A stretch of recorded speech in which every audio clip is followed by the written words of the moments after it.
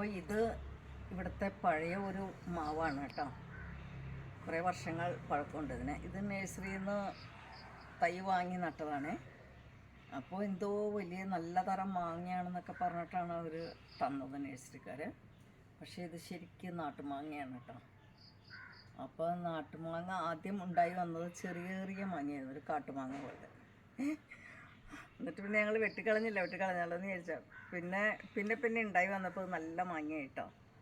ഇപ്പം നല്ല രസമുണ്ട്, നല്ല പഴുത്ത് കഴിയുമ്പോൾ നല്ല രസമാണ്. ചപ്പിക്കുടിയ മാങ്ങ എന്നൊക്കെ പറയില്ലേ, അതുപോലത്തെ മാങ്ങയാണ്. അപ്പോൾ നാട്ടുമാവും നമുക്ക് ആവശ്യമാണല്ലോ, ഈ എന്താണ് കണ്ണിമാങ്ങ അച്ചാറിടാനൊക്കെ, പിന്നെ ഉപ്പും മാങ്ങ ഇടാൻ, അതിനൊക്കെ നമുക്ക് നാട്ടുമാങ്ങയാണല്ലോ ആവശ്യം. അപ്പോൾ അങ്ങനെ ഇപ്പം ഇതുമ്മേ പഴുത്ത് തുടങ്ങിയിട്ടുണ്ട് കുറേശ്ശെ മാങ്ങ.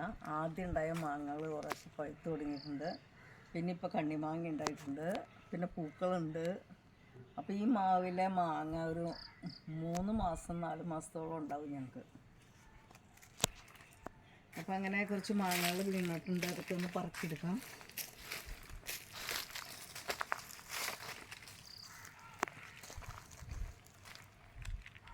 നന്നായിട്ട് പഴുത്തിട്ടുണ്ട് കേട്ടോ, ചിലതൊക്കെ ചതഞ്ഞും പോയിട്ടുണ്ട്.